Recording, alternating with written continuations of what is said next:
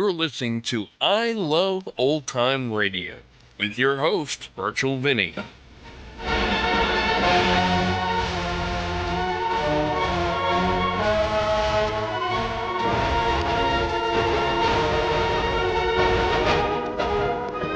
Welcome to our debut week of I Love Old Time Radio. Welcome, old time radio fans. I'm your host, Virtual Vinny.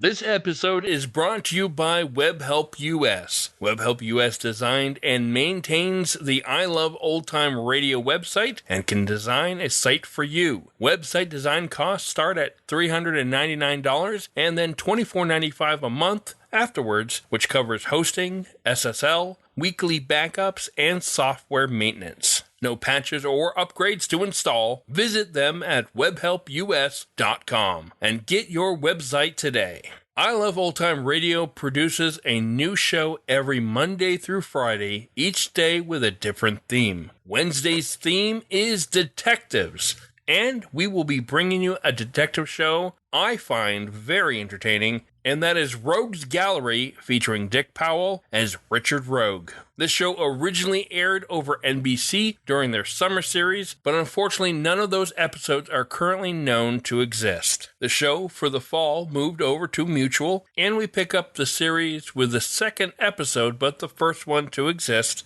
which originally aired on October 4th, 1945, and was entitled Blondes Prefer Gentlemen.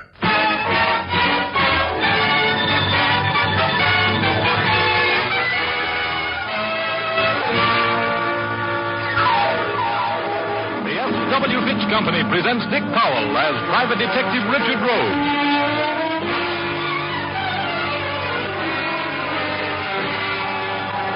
In Rogue's Gallery.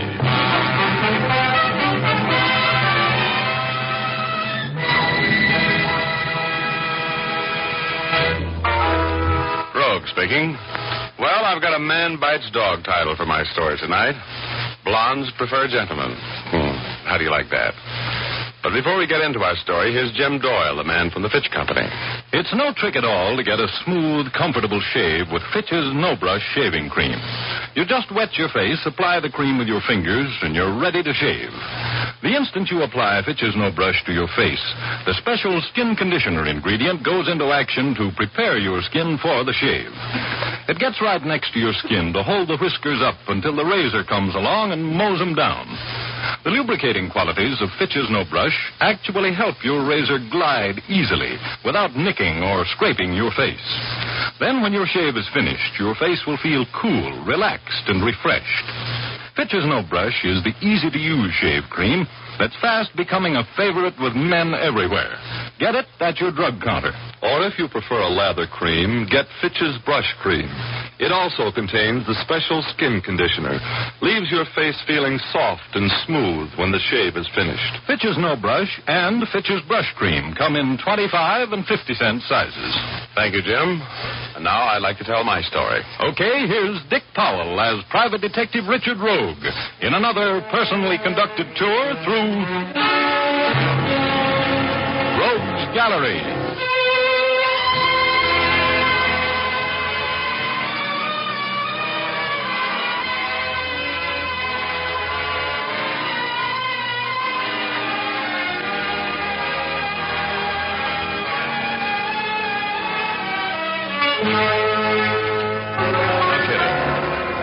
I was really as busy as a cat in a kennel when this little old lady walked in.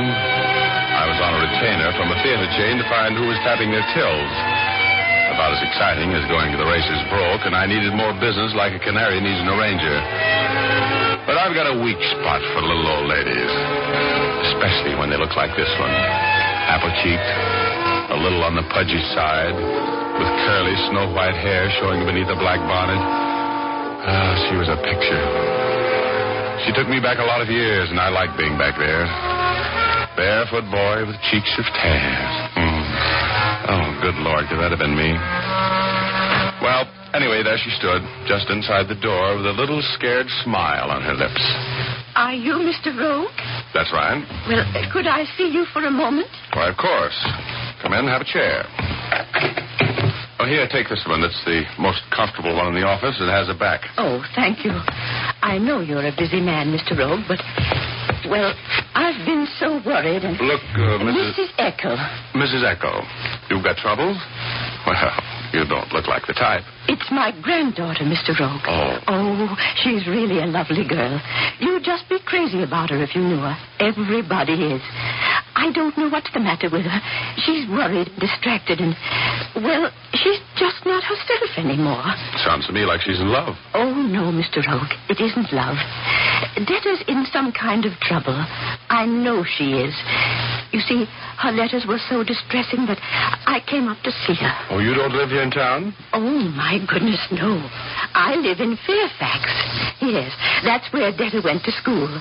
She came up here to take a job singing.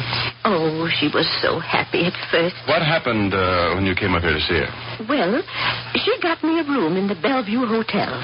She has a roommate in the apartment with her. I knew she was in trouble the minute I talked with her.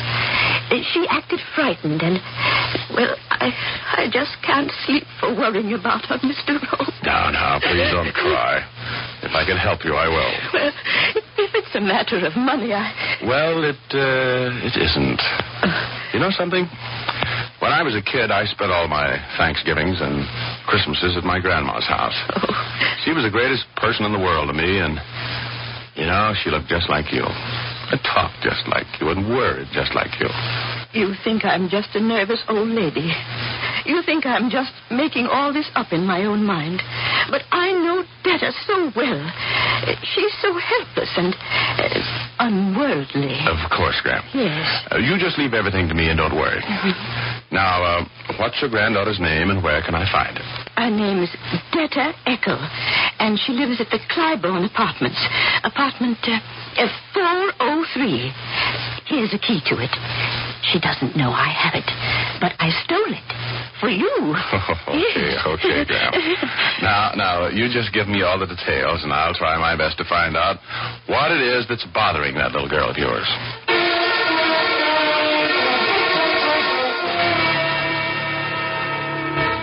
Well, that's me, the boy volunteer.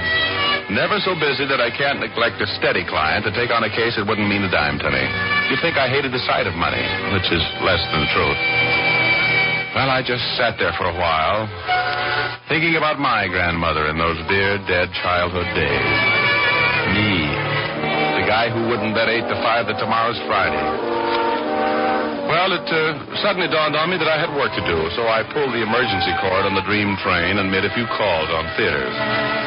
And then about 7 o'clock, I remembered my new client. And I dropped in at the Clybourne Apartments. They were nice. A self-operated elevator whizzed me up to the 4th floor, and I knocked at the door of 403. Nobody answered, so I unlocked the door and walked in. And there, across the room from me, was a young girl. She was lying on the floor, and there was a little pool of blood around her head. I just stood there for a split second while that still, small voice within me talked sense. You'd better get out of here, Rogie. That dame's dead. Oh, brother. Right in the back of the head. The poor kid. Yeah, the poor kid. What's it to you? This is going to be tough on that little old lady, but that's none of your business. Come on, Rogie. Take distance. Hey!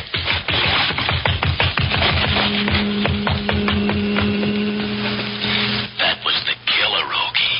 He was hiding behind the door when you came in. Good Lord, what a spot I was in. Yeah. Better get back in that apartment and get the door closed before somebody sees you out here.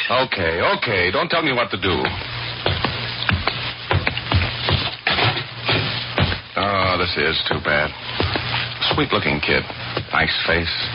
Cute figure. Dancer's legs. She was writing something when she got it. There, on the desk. Yeah. To the chief of the police, I have some information. That's as far as she got. Sure. She knew too much.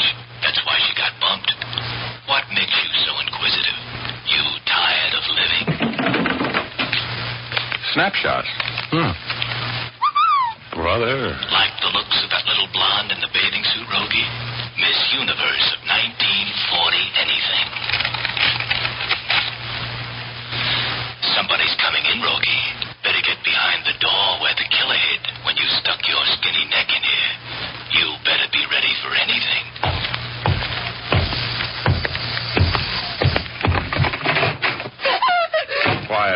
quiet. You want the cops to come up here? Let go of me. Wait a minute now. Oh, Francie! She did. Yes, I'm afraid she is. You know who killed her? You did, of course. I did. What would I kill her for? I don't even know her. Stop pointing that gun at me. If you're going to shoot me, go ahead. I don't care. I'd rather be dead. I would. Have you any idea who might have killed Miss Eccle? I'm Miss Eccle.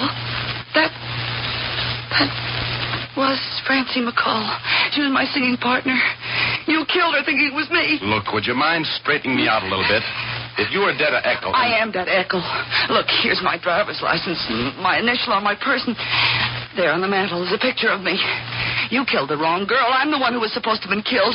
You better go back to Mooney and tell him you made a mistake. Look, baby, I'm Richard Rogue, the private dick. I'm not a killer. Now, why is this Mooney guy trying to have you bumped? If he's responsible for killing your friend, we have to get him for it, don't we? Go away from me. Go away. Go away. Don't you touch me. Well,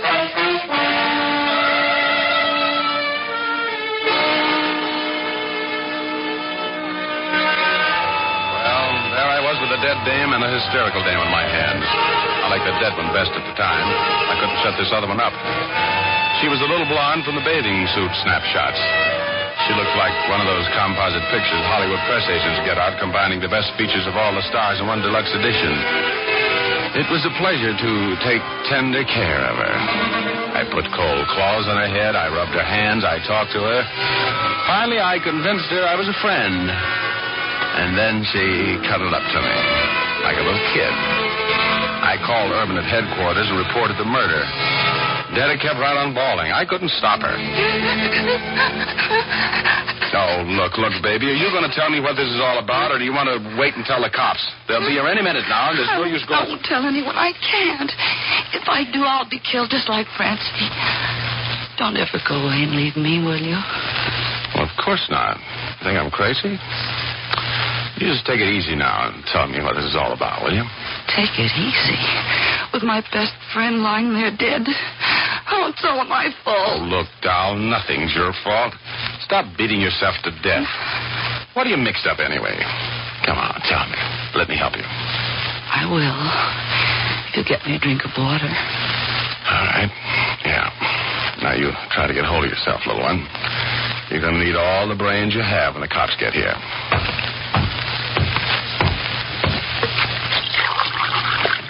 Hey! Why, that dirty little double-crossing... Oh, brother, that's all I need for her to run out on me.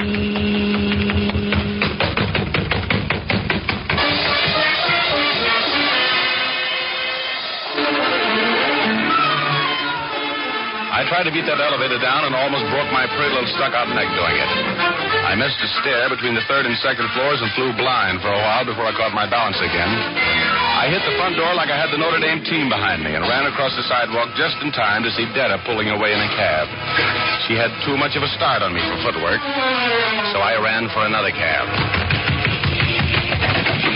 Follow that cab.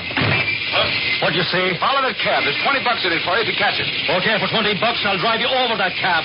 Watch this, mister. Look out, look out. Nobody got hurt. It doesn't look like anything. Hey, had an accident, didn't you? No. Just trying to cure my hiccups. Get out of the way. Just a minute, Rogue. Where are you going? Oh, hello, Urban. I wasn't going anyplace. He was in the cab. He was going someplace, all right. Take that driver down and lock him up, Olson. Maybe we can teach him not to pull out in front of police cars. Look, Lieutenant Urban, I've got to make a call. If you I don't understand there's a dead girl on the 4th floor of this apartment building. Yeah, and you know how you know? I told you, remember? Then you try to run out. You're smarter than that, Rogue. Come on, boys.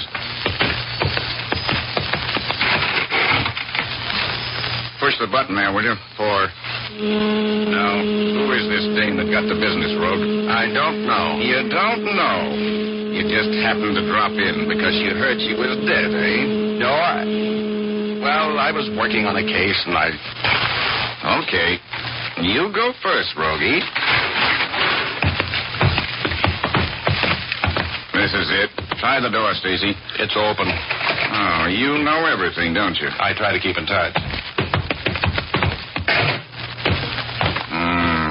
Shut Shot from a distance of over 2 feet. Right at the base of the brain. Never knew what hit her. That's right. Who did it, Rogie? And why? I don't know. What's her name? Francie something or other. I don't know her last name. Where'd you meet her? I never met her. Alive. First time I saw her, she was lying right there, dead. You're going to be difficult, eh? You bullhead. Stick around. You mean I'm pinched? Did I say so? Now, look. You're not talking to some correspondent school pickpocket, you know, Lieutenant. Either pinch me or let me go, and make up your mind which right now. Shut up.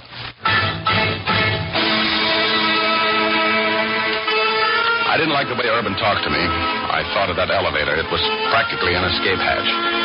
I edged over toward the door, and while the boys in blue were chortling over the corpse, I made my break.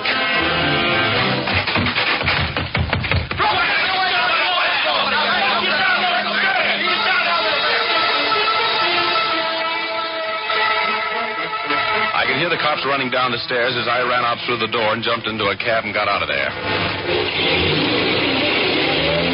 Deputy driver, there's a double saw bucket for you if you get me out of here without picking up a tail. Okay, mister, hang on. Oh, what's the matter? Can't you get this corn cellar out of Lowell? I'm doing the best I can. The rest of the people won't get off the street. Oh, we're being tailed. There's a cab following us. Lose him. Take a quick turn at the next corner. Well, what goes? He's still with us. Come on, step on it.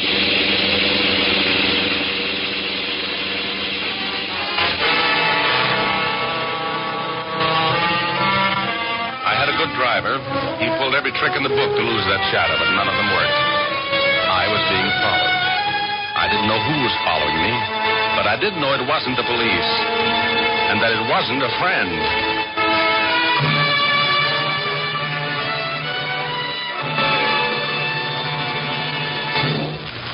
We'll return to our story in just a moment.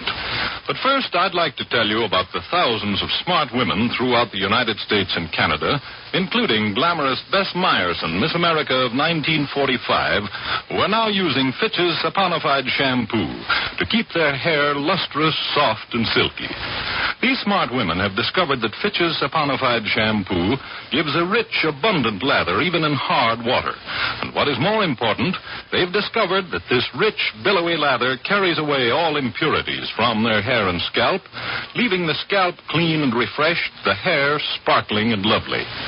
After the fragrant lather has done its work of cleansing the hair and scalp, the patented rinsing agent goes into action. This rinsing agent acts with the rinse water to remove every tiny particle that might remain to hide hair beauty. No special after rinse is required. You'll find Fitch's saponified shampoo is economical for use by the entire family. Buy that big economy 16-ounce size that sells for $1, or the generous 6-ounce size for 50 cents. If you prefer, ask for a professional application at your barber or beauty shop. Fitch is spelled F-I-T-C-H.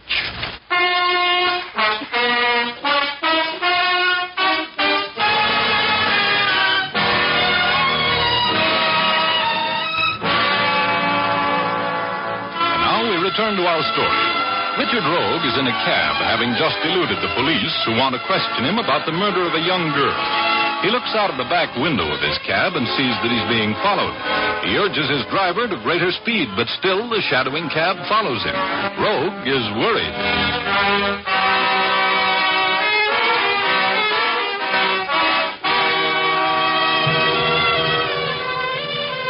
Maybe I'm just the sensitive type, but every time I thought of that little girl lying up there in that apartment, dead, and looked back at the cab that was following me, I got a little more lonesome for a large crowd. I told my driver to speed up and pull around a corner fast. He did. I jumped out and he kept going. The other cab kept right after him. I hopped in another cab and joined the parade. Now I was doing the tailing. I got a good look at my ex-shadow when he got out at the Club Moderne and went in. That's all I wanted right at that point, so I told my driver to take me to the Bellevue Hotel. I wanted to talk with Grandma Eccle on a matter of life and death. Oh, hello, Mr. Rogue. Good evening, Mrs. Eccle. I have to talk Well, to you. come in, won't you? You know, I've been trying to reach you at your office. I'm very anxious to get in touch with your granddaughter, Mrs. Eccle. Oh, yes. I was a silly old woman this morning, Mr. Rogue. I've been trying to reach you to tell you to forget my visit.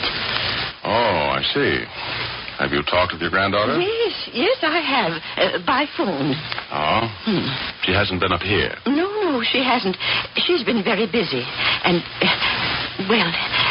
will $50 be enough for you? I mean, for my wasting your time? Just a minute. Look, Graham, you've been smoking too much. I beg your pardon. Oh, look at this ashtray. It's full of cigarette butts, fresh ones, covered with lipstick. Oh, yes. You aren't wearing any lipstick, Graham. Where'd they come from? Well, I guess they must have been there when I took the room. Oh, no, Graham. Now, here, sit down there. You know, you're not a very good liar. Your granddaughter has been up here, and she hasn't been gone long. She told you to get me off the case, didn't she? No, you're wrong. I want you to drop the case because I found that there was nothing the matter with my little girl, that I had imagined the whole thing. Yeah? Did you imagine a murder? Murder? Mrs. Eccle, please take my word for it. I have to find your granddaughter. Now, what did she tell you? Well, she told me that if I didn't get you off the case, she'd be killed. That's just what she told me. Who does she know by the name of Mooney?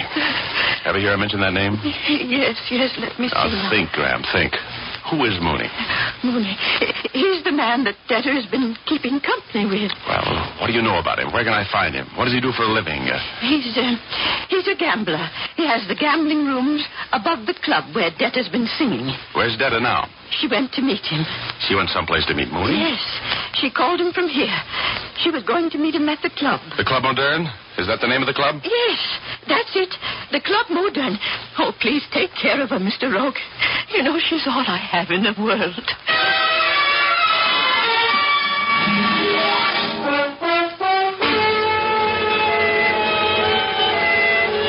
I was a mightily worried little man as I grabbed a cab and took off to the Club Moderne. This kid, this Debtor Eccle. Oh, she should have never left Fairfax. Poor little dumb dame. I just hoped I could get to her before Mooney got another chance at her, that's all. I walked into the Club Moderne and stood for a moment in the foyer, looking around for Debtor and Mooney.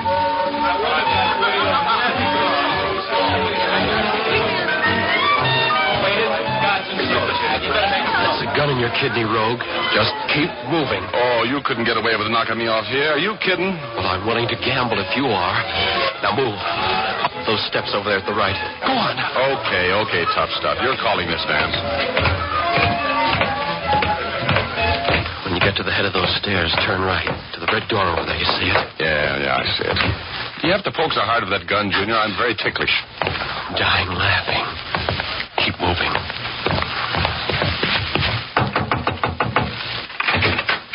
Rogue here just walked in, Mooney. Oh, come in, Rogue. Sure. Were you expecting me? More or less. Thanks, Maxie. Nice little place you have here. You like it better than tailing me around in a cab, Mooney? Mm-hmm. You know Miss Eccle, I believe. Yes, we've met. Hello, Debtor. You left in such a hurry last time I saw you, honey, that I didn't have a chance to say goodbye. What are you doing here? How did you find me? That's a secret. I came in to tell you not to worry about Mooney. You're quite a talker, aren't you, Rogue? Well, sure, yes. Let's talk about murder, Mooney. No, let's talk about money, Rogue. You're a guy that burns up a lot of it, I understand. Would $5,000 affect your memory? What am I supposed to forget? A little incident at the Clybourne Apartments. Remember? Vaguely. You killed a girl up there, didn't you? Me? No. But that's beside the point. You want to play ball? I didn't say no. Where's the dough? Oh, looks very pretty. Count it out, Mooney. Sure. While I'm counting, you make up your mind. You want $5,000 alive or floral wreaths dead?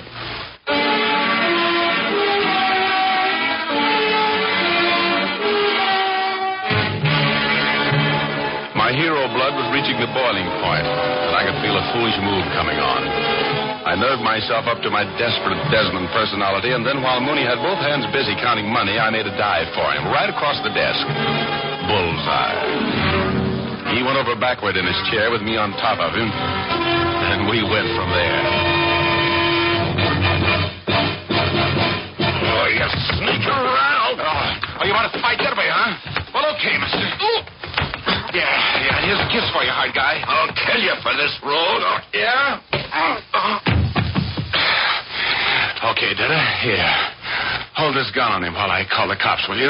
Sure.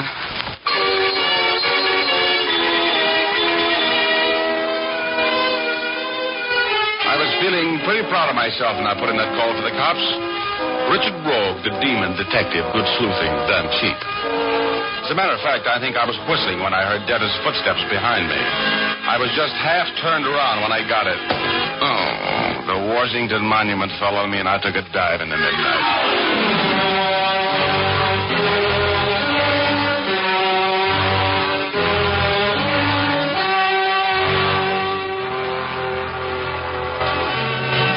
My eyes, Mooney was still out. I put my fingers up to the side of my head that felt like it wasn't there, and they came away sticky. I got up and looked around. The $5,000 was gone, and so was Detta. I threw some water on Mooney and brought him up to date, and then the two of us had a little talk, which was full of surprises for me. And then I ran out of there. The cab starter in front of the club had called a cab for Detta. He'd heard her say, Metropolitan Airport, and step on it. I got a cab and said, Metropolitan Airport, and step on it. When I got to the airport, I could hear the loudspeakers announcing a flight leaving for San Francisco. I ran through the building and out onto the field, and there she was, just starting for the plane.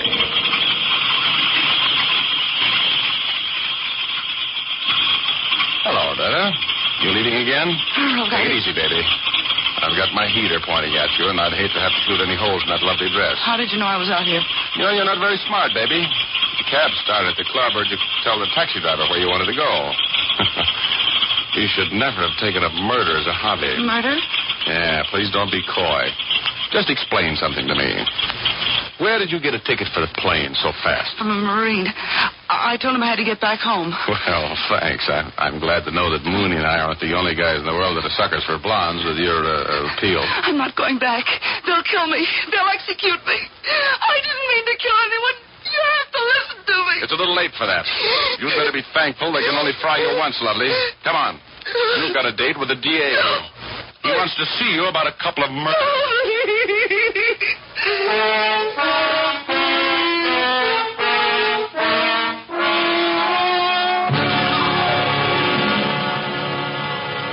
Well, I turned the luscious Detta over to Irvine, thereby winning his undying affection for about 20 minutes. Cops are very unconstant personalities. And then I muscled my poor, tired body back to my office. Oh, I was so tired I couldn't have raised my eyebrows with the block and tackle. I opened the door and wished I'd gone straight home. Grandma Eccle was sitting there, straight as a Roxy usher. Well, Mr. Rogue, have you seen Detta? What? Yes, She's in jail? Oh, no, don't take it too hard, Graham. I was at her apartment. The police were just removing the body of Francie McCall. Well, you know that Detta was in... Are you trying to tell me that Detta killed that girl? Yes, she did, you know. Why? Why did she do it? Well, a couple of months ago, Detta ran over a little girl and killed her in a hit-and-run accident. She told Francie about it, and that's what she's been worried about. Oh. Francie was going to tell the police today. That's why Detta shot her. Oh, believe me, I'm sorry to have to tell you this. I believe I owe you some money, Mr. Rogue. Oh, no, please. I insist. I retained you to do a job, and you did it. I'll mail you a check in the morning. No, please, no. I'll tell you, if you really want to do something for me, how about inviting me to your house for Thanksgiving dinner? You know, Graham, they don't make money big enough to buy things like that. Will you come? Well, just ask me. All right, son. And we'll never mention this again, will we? Never. Now, if you'll excuse me, I think I'm going to cry a little.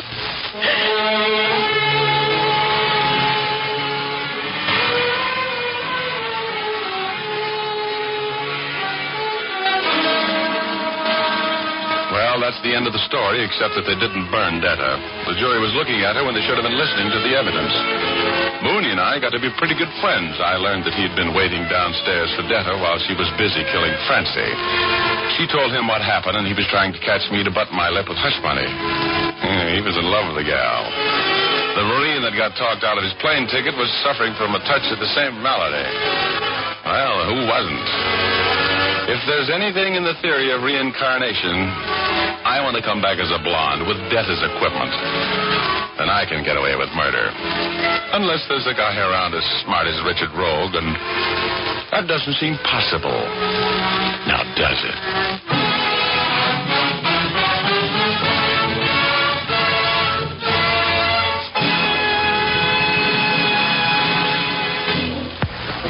This is Dick Powell again. We all hope you liked our show tonight. Ray Buffum wrote it. The music was composed and conducted by Leith Stevens, and production and direction was by Dee Engelbach. Next week, we're going to do a real thriller entitled Murder in Drawing Room A. Lots of excitement. Don't miss it. Good night, all, and now, here's Jim Doyle. Don't forget to tune in again next Thursday, same time, same station, when you will again hear Dick Powell as Richard Rogue in Rogue's Gallery.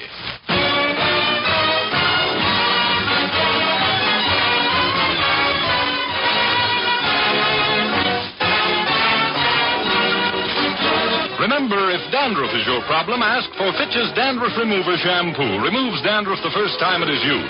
Fitch's Dandruff Remover Shampoo is the only shampoo whose guarantee to remove dandruff is backed by one of the world's largest insurance companies. This statement can be made by no other shampoo.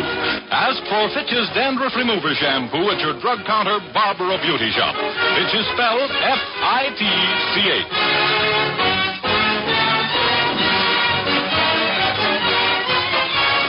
This is the Mutual Broadcasting System.